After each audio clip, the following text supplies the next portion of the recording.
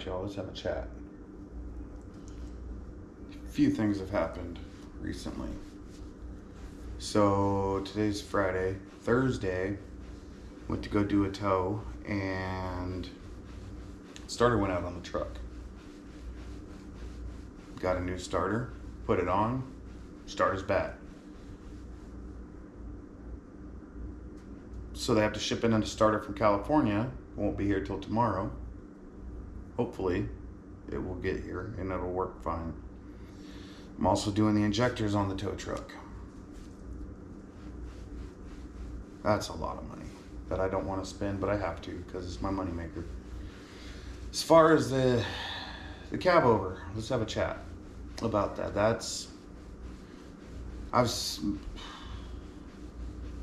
I'm 2 days in on pressure washing that. It probably needs a third full day worth of pressure washing. Apparently the frame was red at one point. Who knew? It was dirt brown when I saw it. I didn't even know there was any red on it. So 2 days worth of pressure washing. I was able to get it running. I moved it into the driveway. I did drive it into the driveway, so you guys missed out on that. But a few things about this truck that I may or may not have mentioned. I was told when I bought it, it was a 73 International Transtar 2 with a 8V92 turbo Detroit diesel. Turns out it's a 75 with an 8V71 naturally aspirated. Well, not naturally aspirated, it's got the blower on it, but that really doesn't do much.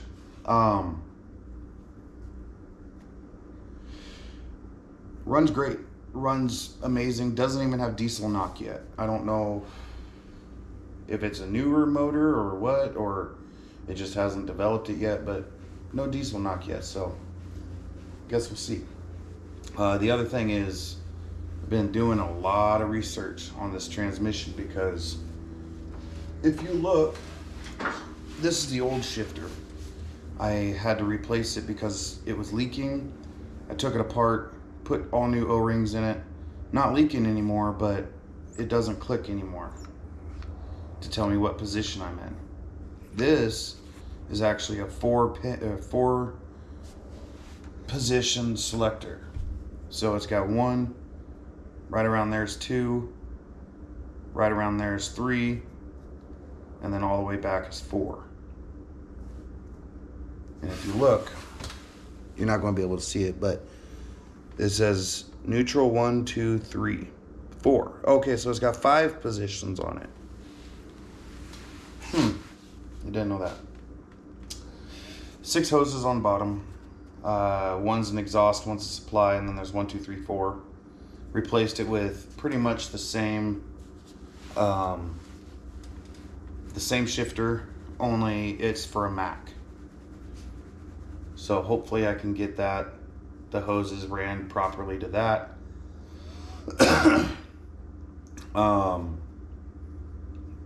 As far as air supply goes, I had a lot of air leaks. Put on a new pressure regulator. Put on a new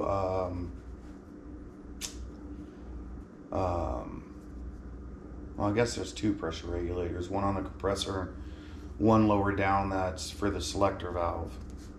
Replaced both of those. The shifter, I rebuilt it, push the emergency brake valve, the in-out valve. I guess you can call it the parking brake valve. I rebuilt that, but that's still leaking, so I ordered a new one. That'll be here in a couple days. Now the big thing is my wife tore out the whole interior. Carpet, any pieces of plastic she can get out. Not all of them, but a lot of them. I'm going to get the rest of them out.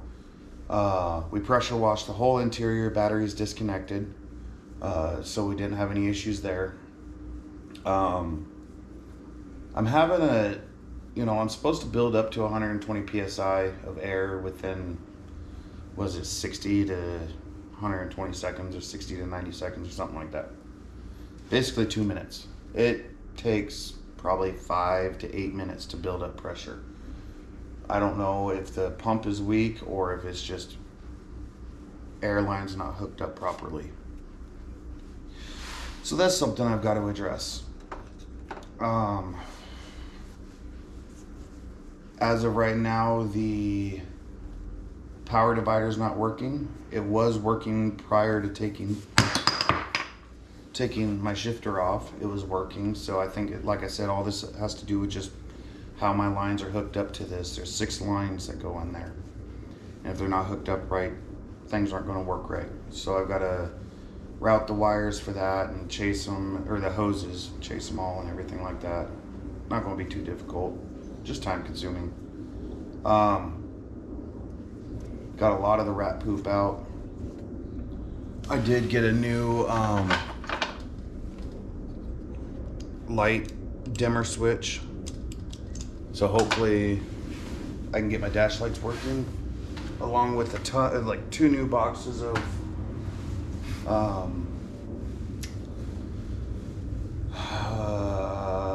what do they call them? Dash lights. So I'll get those put in, all that good stuff at some point, and you guys will see all this. But I really wanted to get that pressure washing done, and I figured, who wants to watch 2 days worth, even 3 days worth of pressure washing? Maybe you do, maybe you don't. You know, go ahead, comment, let me know, because I still got more to do. I haven't even, the engine needs pressure washed.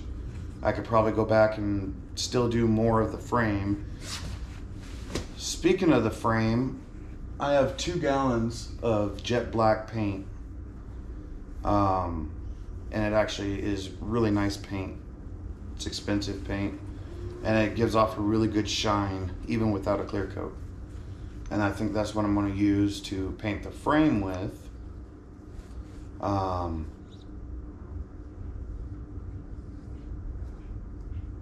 still debating on what color to do the cab. I still got to pull everything off the cab, you know, all the handles, the mirrors, turn signals, all that stuff. I got to pull all that off, all the lights, to paint it. And that's probably going to be in the next day or 2 where I do all that as soon as the tow truck's done, because next Tuesday I don't have a title for this truck, and I've got to get a bonded title for it. Now, luckily, the DMV only goes back 10 years. I know for a fact this truck hasn't been registered in at least 20 years. So they won't be able to find a previous owner. So all I've got to do is have a level 1 inspection done, where they're going to price out the truck in whatever condition they see it in. And then that'll be Tuesday. They'll come out and do that. And then November 2nd, I go down to the DMV. I have an appointment to get the bond done on it and get the title for it. Shouldn't be too difficult now. It's a whole different process if they can pull up a previous owner, which they may be able to. I don't know. Hopefully not. If they are unable to, like I said, if it hasn't been registered in the last 10 years, they're going to be unable to see previous registered owner. So it'll be super easy to get a bond on it. It'll be super easy to get a title on it. Then I can put it, it'll be in my name, but I cannot register it until I have a level 3 done. Level 3 inspection. Level 3 inspection is where they're going to check lights, glass, mirrors, tires, everything. They're going to check everything as if it was a DOT inspection. It's got to be completely road ready, and it's probably not going to be for quite a while. I especially need all new air lines, all new fuel lines. That's a start. New coolant lines. I'm going to have to do a coolant flush, new thermostats. I did let it run yesterday for probably half an hour or so. Built pressure all the way up to 140 PSI before it vented itself. And it vented out mud. So I'm gonna have to pull the air dryer, clean that out, put it all back together. I still need to get a passenger side fuel tank strap with the factory ones have the air tank provisions. I gotta be able to bolt the air tank to it because I got 2 air tanks. So I've got to do that. Then I got to find another fuel tank to throw on that side. All new belts. I've got to route all the hoses in their proper spaces because with the level 3 inspection, no zip ties, nothing like that. Nothing can be rigged together and out of its spot. Now, they're not really going to know what's supposed to go where, but it's all about appearances. Make sure all the lines are ran through their proper loops and holes and stuff like that, which means I got to order more hose. I don't even remember what they're called, but you know, the little things that bolt to the frame to run the hose through. I got to get more of those. Obviously it needs an oil change. It's going to get a tranny flush. The rear pumpkins are going to get flushed. Hopefully there's no damage, no metal flakes or anything. Hopefully it's all good. Needs new tires. It does have the Bud style rims. Now I have not found anything stating that it is illegal for me to run Bud style rims. If it is not, then those are what I'm going to be running, 22.5s. I have 2 Alcoas for the front that are Bud style, and those are 24.5s. The truck unfortunately doesn't have AC, and that sucks a lot, but I'm okay with that for now. You know, we'll figure that out later on. I can always, if I really wanted to, I can always get an APU on it. Still got a little bit more cleaning on the inside to do. One of the little storage compartments still has rat poop in it. All the rest of it's been vacuumed, pressure washed, all that stuff. I have the whole interior of the truck is coming out, besides the gauges and that part of the dash, because everything's getting the whole truck is going to get sound deadening. I already have 1 box. I'm waiting on the other box to come. As far as carpet, I don't know what I'm going to do about carpet yet. Either way, I'm probably going to have to do a custom carpet. And that's more along the lines of something for my wife to do. I have a seat. I bought a new seat for my tow truck because it's got the armrests on it, and it's an automatic. And for those, I do a lot of out-of-town tows. When I do tows, it's usually an 8 to 10 hour tow or more. So I like to have the armrests.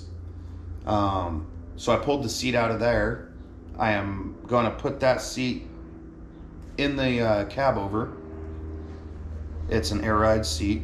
It's really nice condition. So that'll be nice. And then I don't know what we're going to do about a stock seat or a seat for the passenger side. I'd rather not put the stock one back in there. I really want to put another high back in there for my wife. She goes on a lot of tows with me. So I figure, she'll ride with me in the Cabover, which I'm going to end up turning into a tow truck. It's not going to be, the full bed and everything like that. No, I'm just going to get a tow tote or something like that hooks up to the 5th wheel, bolts to the frame, and I can tow semi-trucks with that. That's my plan. The reason I want to do that is I want it removable. So if I gotta, tow trailers or whatever, I can do that. If I want to go take a load for the weekend and deliver it somewhere, I can do that.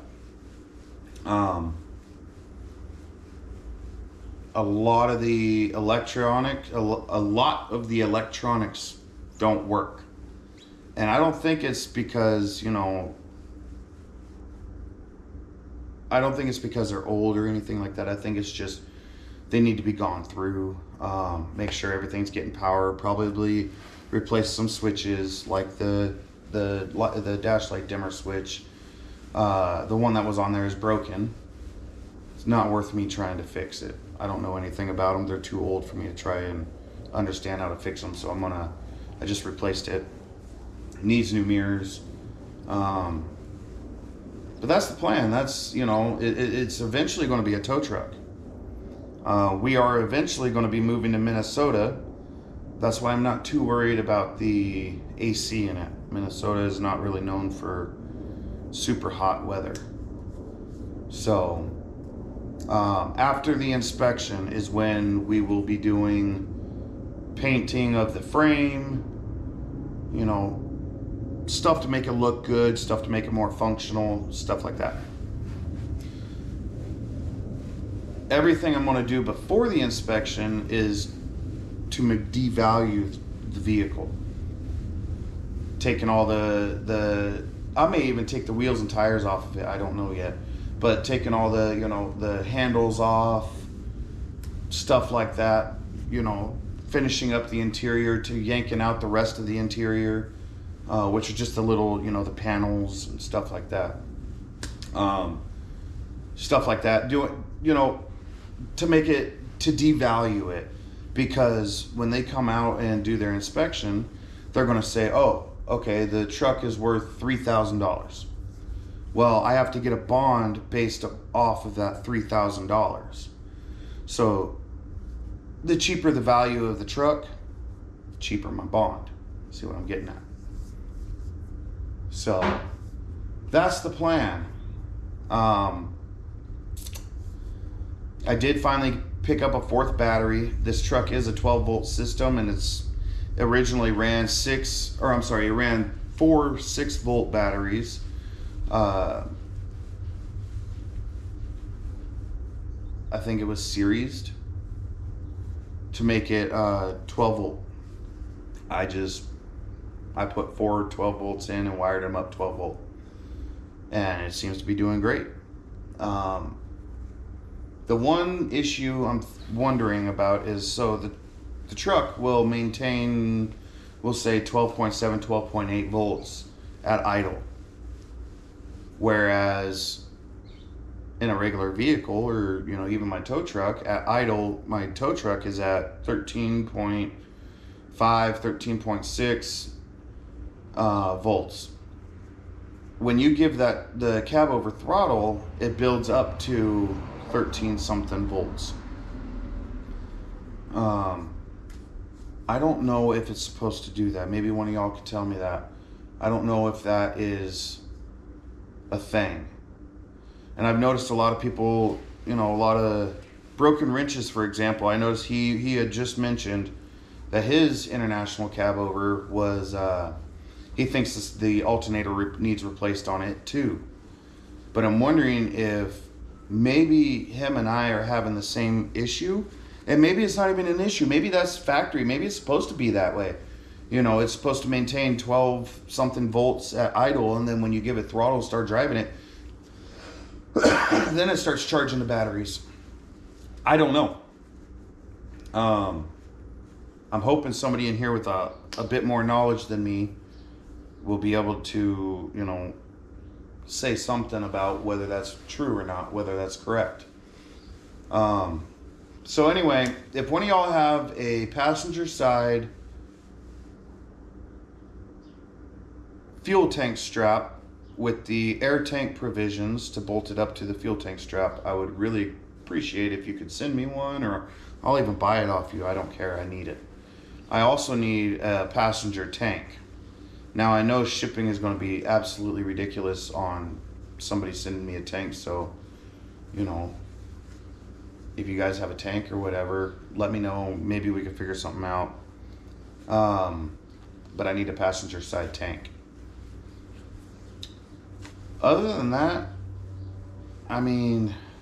everything seems to be working.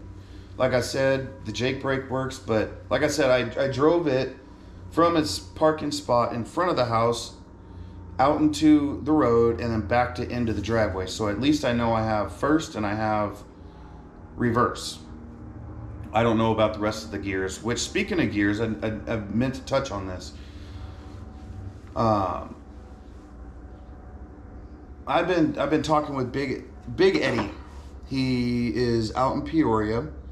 He's also got an international. I'm trying to remember his channel name, but he's also got an international Cabover. And give me just a second. Let me see here.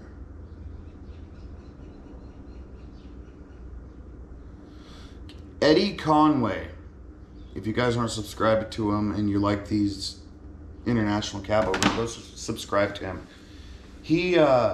I've been talking back and forth with him quite a bit, seeing as he's only like 50, 60 miles from me, about an hour drive.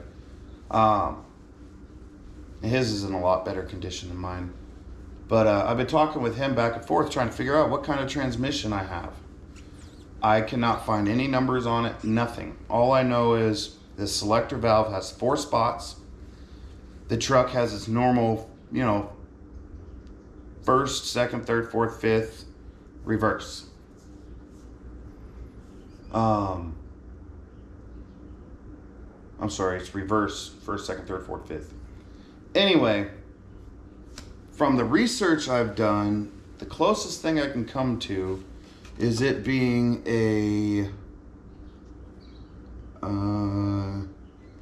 it's a Spicer, I know that, but Spicer heavy duty 20 speed. Model 1214 and 1420. So if it was a 14 speed, it would only have reverse 1, 2, 3, 4. My truck has reverse 1, 2, 3, 4, 5. So my truck is a 20 speed. Now how that's broken down is on the selector switch, this says neutral 1, 2, 3, 4. I don't know what the neutral does. Anyway, neutral 1, 2, 3, 4. If I'm not mistaken, there's in-town driving or unloaded driving and loaded driving. I think it said something about, right here. Okay, so it says on highway,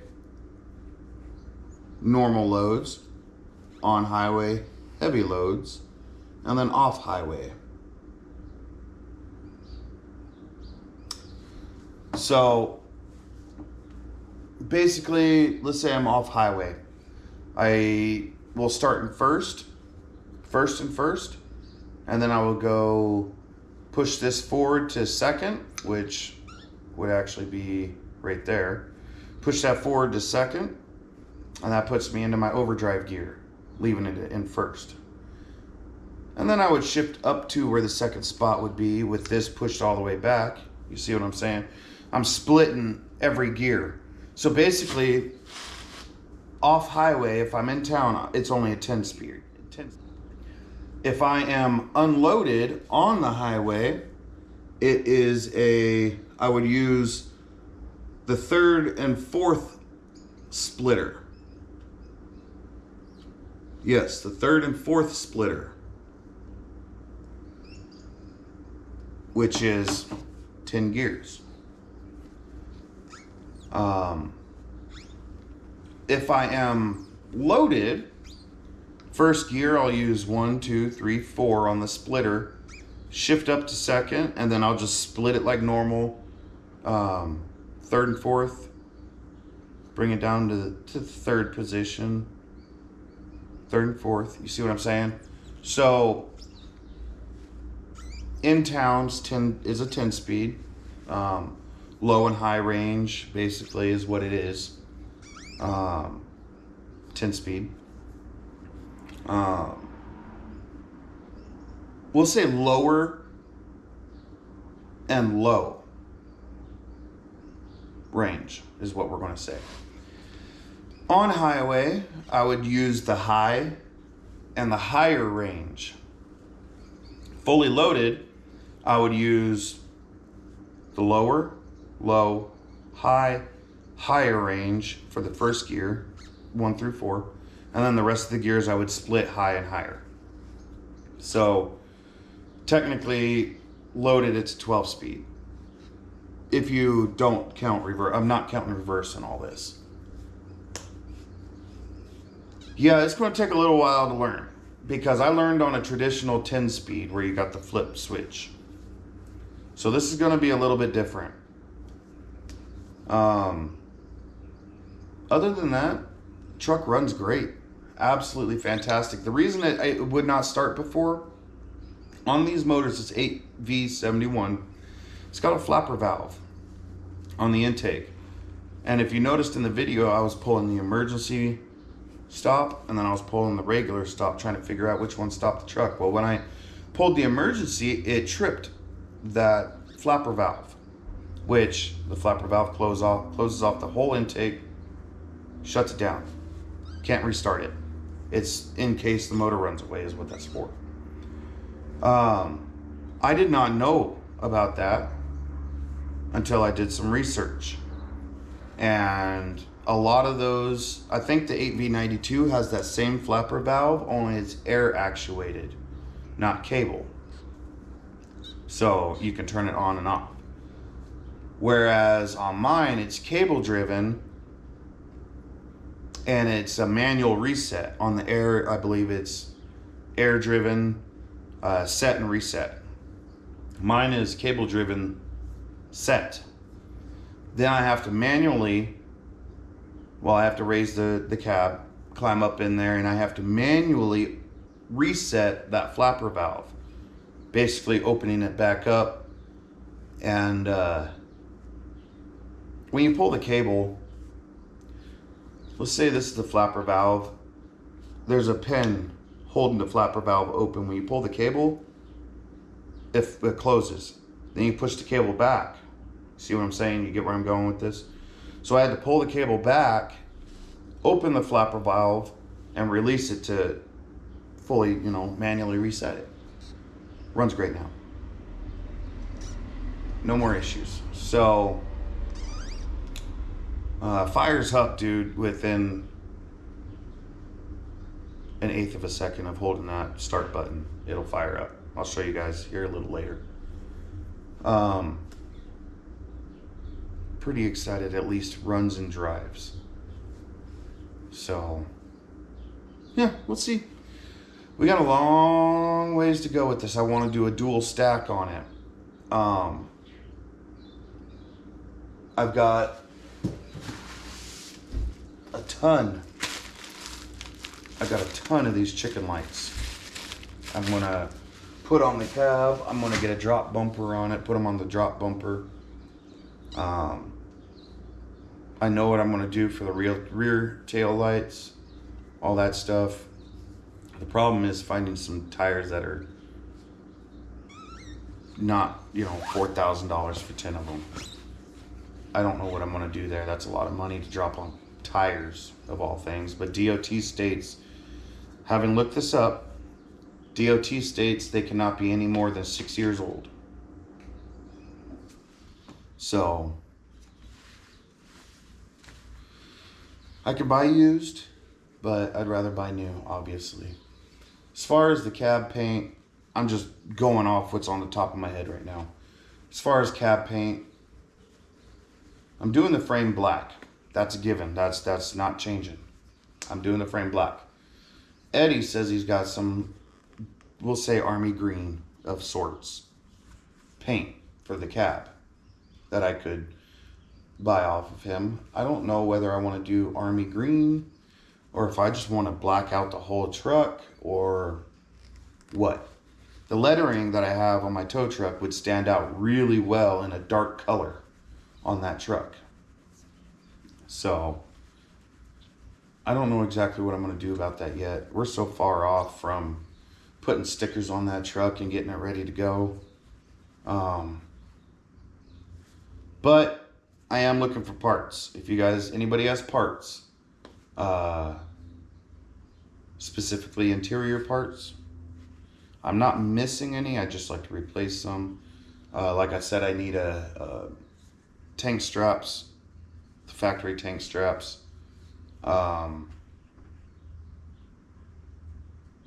I don't know. Whatever you guys got, let me know.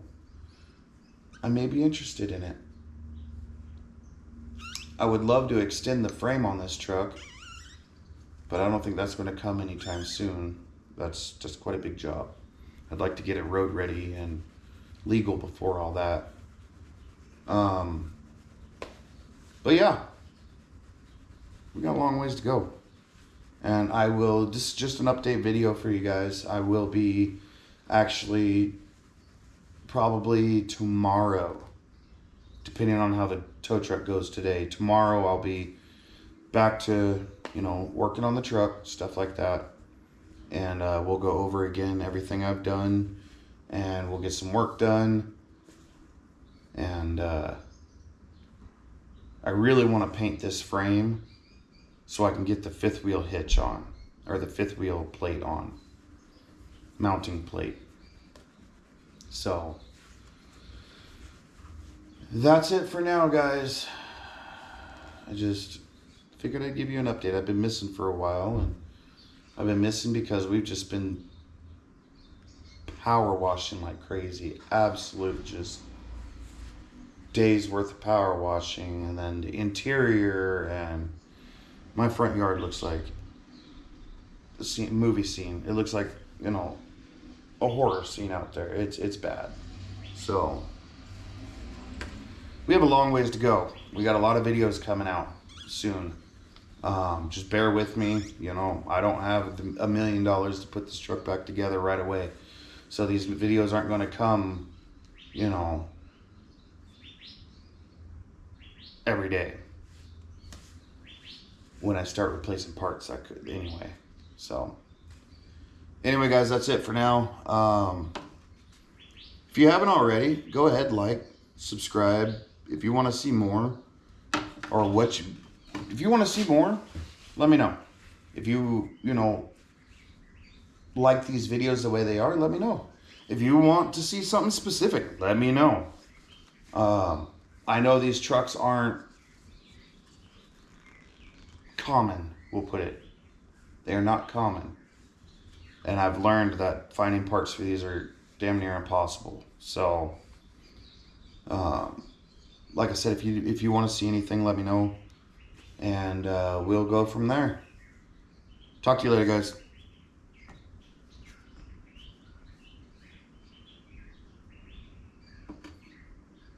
Interesting.